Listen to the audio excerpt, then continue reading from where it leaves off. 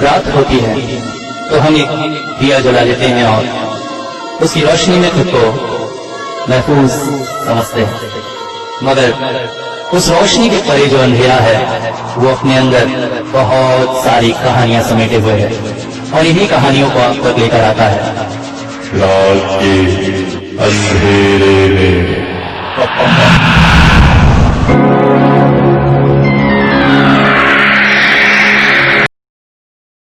आज सुबह से ही हल्की हल्की बारिश हो रही थी। मौसम बड़ा प्यारा था।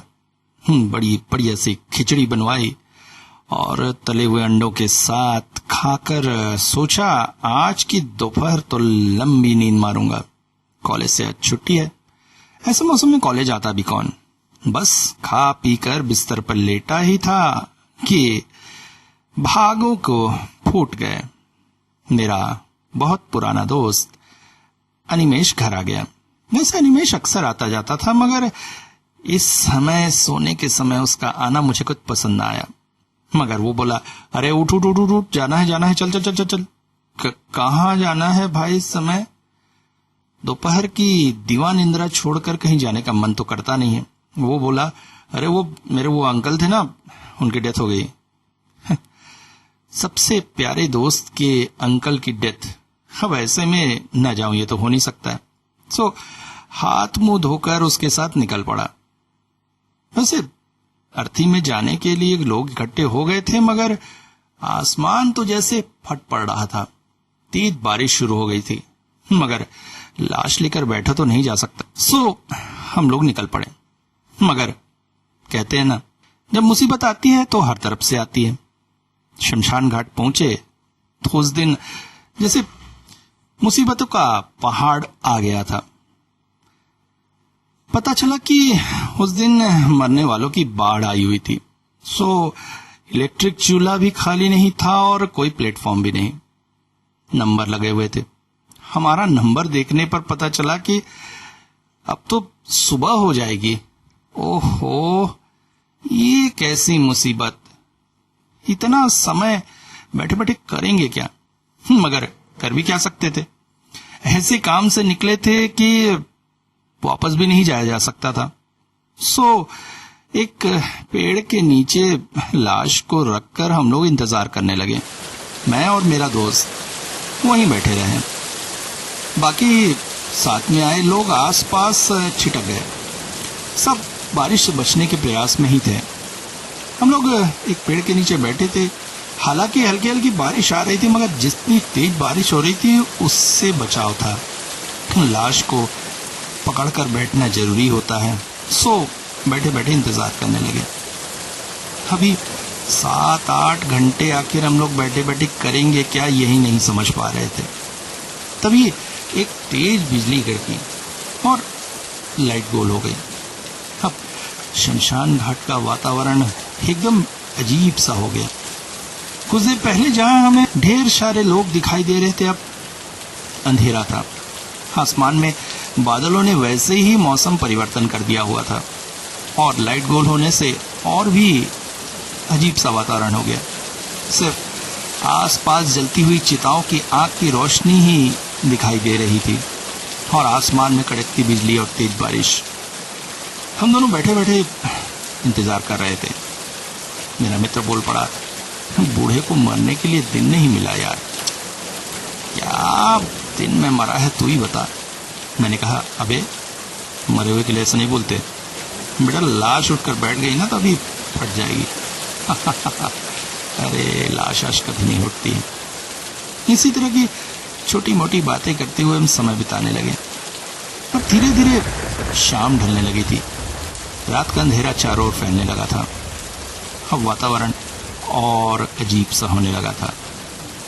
कहीं लगता है अच्छी तरह खराबी आई थी, इसीलिए लाइट आने का नाम नहीं ले रही थी और हमारे इंतजार की घड़ियां और भी बढ़ने लगी थी, क्योंकि इलेक्ट्रिक चूल्हे में तो काम होने से रहा। सो अब लकड़ियां ही सहारा थी। लोगों का कलरव काफी हद तक थम गया था। चारों ओर बस लाशें जल रही थी और बीच बीच में किसी किसी लाश के तनाव की वजह से चिता से उठाने पर उस पर पड़ने वाले बांसों की आवाज बस आ रही थी। अंधेरे में अब एक दूसरे का चेहरा भी हमें न दिखता था। तभी महसूस हुआ कि कोई हमारे पास आकर बैठा। और कहां से आना हुआ है? व्यक्ति जो भी था उसकी आवाज से समझ में आ रहा था कि 60-65 साल का कोई वृद्ध होगा। हमने बताया कि हम पासी के गांव से हैं। व्यक्ति बातचीत करने में बड़ा पटु था। उसने बताया कि यहाँ से थोड़ी दूर के गांव से है। उसके साथ के लोग आसपास छिटक गए हैं। पानी से बचने के लिए वो हमारे पास आ गया। महाशय को चुपचाप बैठना पसंद नहीं था, बातें करना बेहद पसंद था। इसलिए जब से आए थे तब से कुछ न कुछ बातें ही कर रहे थे। बताइए तो कैसा दुर्योग है? इतनी बारिश, ऊपर से इतनी भीड़, आप लोगों को भी तो समय लग जाएगा। हम लोग को तो सुबह हो जाएगी। अंधेरे में कुछ सूझता भी तो नहीं। मैं क्या बोलता हूँ, ऐसे वातावरण में भूत की कहानी बहुत अच्छी लगती है। आप लोग को आती है क्या? मेरा दोस्त बोल पड़ा, हाँ, कॉलेज का एक अनुभव तो है। सुनाओ क्या? हाँ, सुनाइए। अंधेरे में और करने को भी क्या है? उसकी आवाज में बहुत ही उत्सुकता दिखाई दे रही थी। तभी महाशय ने हाथ से ताली बजानी शुरू की। हम लोग पहले तो चौंक गए, फिर समझ में आया, ओहो, खैनी खाकर महाशय पूरी तरह से तैयार हो रहे हैं।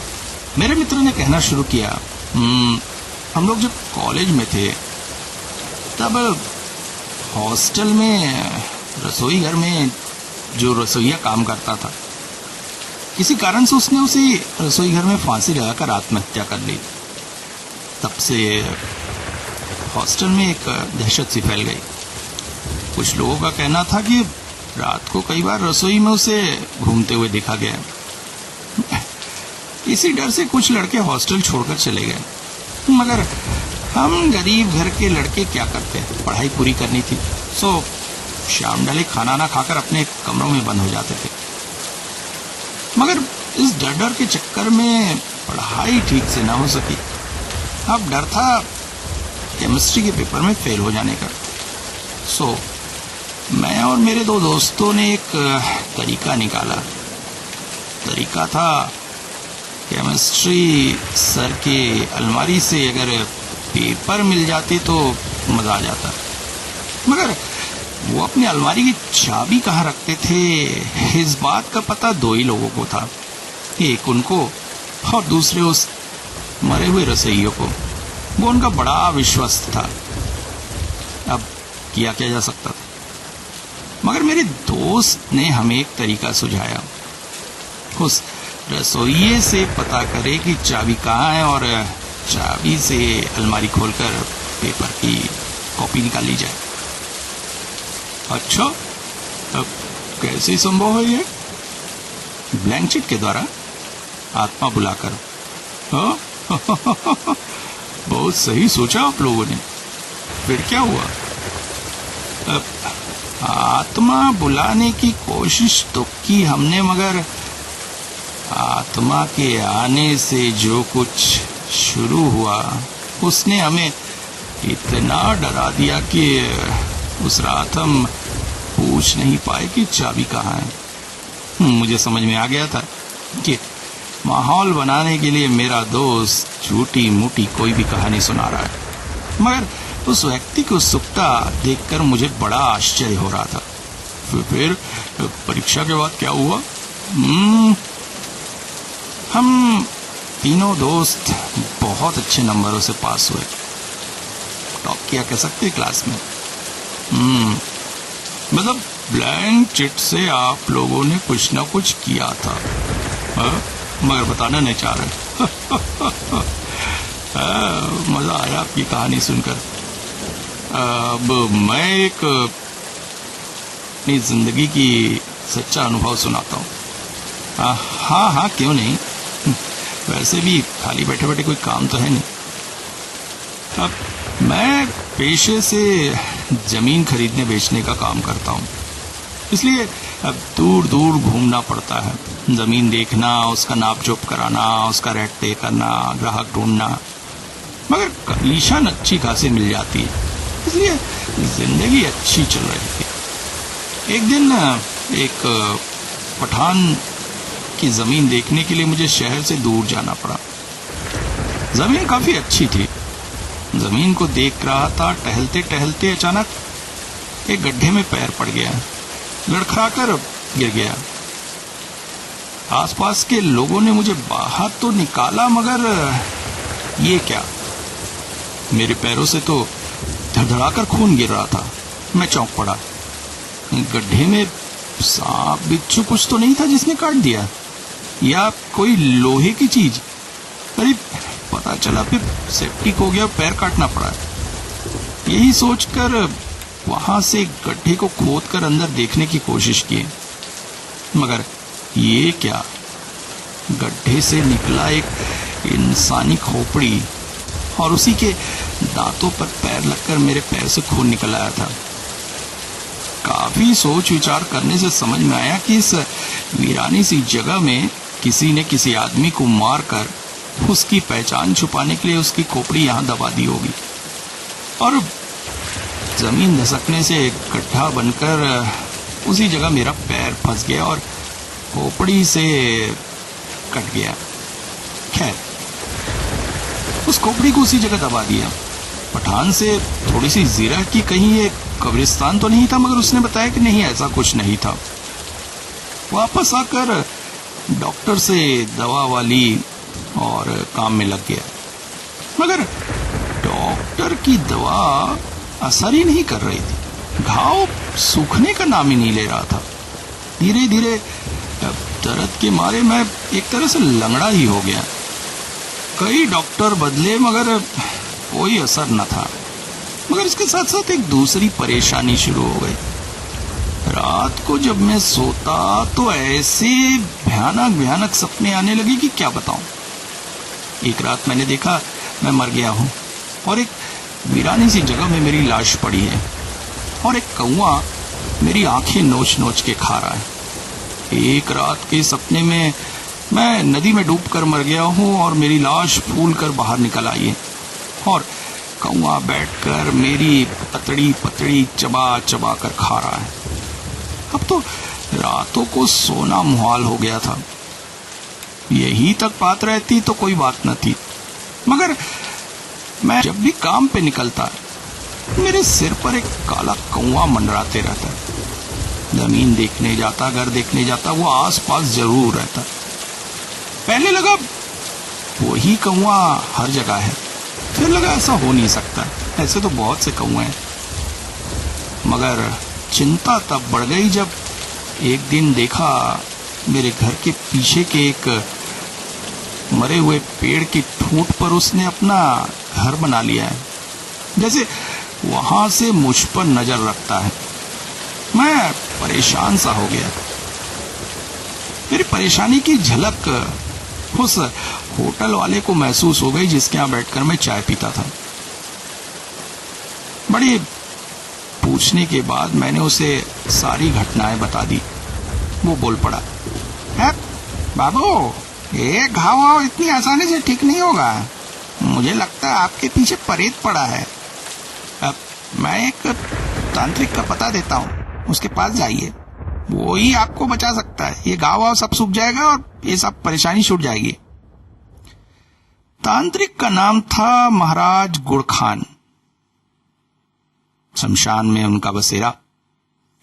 सांसारिक रूप से विरक्त थे, मगर गुड़ के प्रति उनकी बड़ी इच्छा थी, इसलिए जो भी भक्त उनके पास जाता उनके लिए ढेर सारा गुड़ लेकर जाता। मैं भी पहुंच गया। एक बड़ी सी वीरान शमशान में कोने में महाराज जी चिता के भस्म लपेटे साधना कर रहे थे। मुझे देखते बोल पड़े, यहाँ क्यों आया? किसने भैया? मैंने चाय वाले का नाम बता दिया तो बोले, वाह, अरे उसे तो यमराज अपने साथ ले जा रहे थे, मैंने ही बचाया। और तू अभी तक जिंदा कैसे है? तेरा तो अभी तक श्राद्ध शांति हो जाना चाहिए था। अरे तेरे पीछे प्रेत पड़ा है, प्रेत। यमराज तुझे ले जाने के लिए तैयार बैठे हैं। तू बचा कैसे है? तेरे पूर्वजों के अच्छे कर्म जो अभी तक बचा हुआ है। मरेगा मरेगा मरेगा मरेगा मरेगा, बहुत जल्दी मरेगा, चिंता मत कर। मैं उनके पैरों में गिर पड़ा। महाराज, मेरे प्राण बचा लो। गुड़ अर्पित करते ही वो प्रसन्न हो गए। गुड़ खाने के बाद वो बोले, अरे सालों से वो अतृप्त आत्मा वहां सोई हुई थी, तेरे पैरों से खून उसके मुंह में लग गया, अब वो तुझे छोड़ेगी? तेरा खून पी कर रहेगी, समझा है? और कुछ हो रहा है? मैंने उन्हें बता दिया कि किस तरह से बुरे बुरे सपने आते हैं। उस दिन उनके पास जाने से पहले एक रात का सपना तो और भी भयानक था। मैंने देखा मेरे सीने पर उकड़ू होकर कोई बैठा हुआ है और उसने मेरा मुंह दबा के रखा है। मैं जाकर चिल्लाना चाह रहा था मगर चिल्ला ना सक रहा था। सीने पर असहनीय वजन था। दर्द के मारे छटपटा रहा था मगर कुछ भी ना बोल सका। सुनकर वो बोले, अरे वो बोबा बैठा था तेरे ऊपर, बच गया। अरे तुझे तो यमराज ले जाने के तैयार बैठे हैं। वो कौआ तुझ पर नजर रखे हुए, पता है? जानता है कौए का दूसरा नाम क्या है? यमदूत। यमराज ने अपना दूत भेज दिया है तेरे ऊपर निगरानी रखने के लिए। कभी भी तुझे ले जाएंगे। महाराज, मेरी रक्षा करो। गुड़खान के पास आया है तो रक्षा तो होगी। चल एक मंत्र बताता हूं, कहकर उन्होंने एक मंत्र मेरे कानों में बोल दिया। इससे तेरे बुरे सपने आना बंद हो जाएंगे। अब बंद नहीं होंगे, मतलब तू उन सपनों को अपने हिसाब से चला पाएगा। उस रात मैंने फिर एक सपना देखा। यहां बता दूं, महाराज ने मुझे विदा दिया और कहा, कल आना, कुछ और उपाय बताऊंगा। रात में मैंने सपना देखा कि मैं एक कमरे में फांसी लगाकर लटक रहा हूं। मेरी आंखें बाहर आ गई है, जीभ निकल गया है, गले में रस्सी से जोर पड़ रहा है। दम निकलने ही वाला था कि अचानक हाथों में एक कैंची आ गई और उस कैंची से मैंने रस्सी काट ली और बच गया। अगले दिन महाराज के पास जाकर उन्हें बताया तो वो बोले, मैंने तो कहा था मंत्र से तेरे सपने बदल जाएंगे। अब तेरी प्राणों की रक्षा करनी है। तो कल हम करेंगे महामृत्युंजय यज्ञ, उससे तेरे प्राणों की रक्षा होगी। मगर उस यज्ञ के लिए उस कौए के घोंसले की लकड़ियां चाहिए। घर जा और उस कौए का घोंसला तोड़ दे और लकड़ियां ले आ, समझा? घर पहुंचकर मैंने उस कौए के घोंसले को तोड़ने का निश्चय किया। अगले दिन सुबह सुबह ही मैं उस पेड़ की ओर चल पड़ा। पेड़ पर चढ़कर घोंसला तोड़ने लगा। अभी वो ये बातें कर ही रहा था कि अचानक चारों रोशनी हो गई, लाइट आ गई और तभी आवाज सुना दी, अरे अरे अरे चलो चलो चलो, तुम लोग यहां बैठ के क्या करो? अपना नंबर आ गया, चलो चलो चलो। सुनकर हम लोग एक तरह से खुश हुए। चलो एक काम तो निपटा। तुरंत ही अर्थी को लेकर हम मशीन की ओर चल पड़े। मगर तभी मन में एक बात खटक गई, अरे इतनी इंटरेस्टिंग कहानी पूरी ना सुन पाए, मगर इस शोर शराबे में वो व्यक्ति पता नहीं कहां गायब हो गया। काफी खोजने की कोशिश की मगर कहीं दिखा ही नहीं। वैसे अंधेरे में उसका चेहरा भी तो हम नहीं देख पाए थे, फिर कैसे उसे खोजते? फिर लगा लंगड़ापन देखकर खोजा जा सकता है, मगर अब तक वो लंगड़ा होगा क्या? मगर उसका हुआ क्या? वो बचा कि नहीं बचा? वैसे बचा तो होगा, तभी तो कहानी सुना रहा था, मगर कैसे और कौन थी वो प्रेत आत्मा? ये सारे प्रश्न दिमाग में घूमते रहे। काम खत्म होने के बाद भी आसपास के शमशान यात्रियों में उसे ढूंढने की कोशिश की मगर वो मिला नहीं। मैं और मेरा मित्र निराश होकर आ रहे थे कि अचानक ऐसा लगा जैसे मेरा ध्यान किसी ओर खींचा गया और जैसे ही उधर मैंने देखा, देखते ही साथ दिल की धड़कनें बढ़ गईं। इलेक्ट्रिक चूल्हे पर एक लाश रखी जा रही थी और उस लाश के पैरों में एक बड़ा सा घाव था। मैं चौंक पड़ा। पता नहीं, मन में एक अजीब सा संशय उठने लगा था। मैंने उस लाश के साथ आए हुए लोगों में से एक कम उम्र के लड़के को अपने पास बुलाया। बोला, कौन है महाशय, कैसे मरे? अरे दादा पूछो मत, बुढ़ापे में पता नहीं क्या दिमाग में चढ़ा था चाचा जी के। एक सूखे से पेड़ में चढ़ गए कुएं का घोंसला तोड़ने के लिए। पेड़ की डंगाली टूट कर गिरे और मर गए। सुनकर मैं आश्चर्यचकित था। मेरे आश्चर्य को और बढ़ा दिया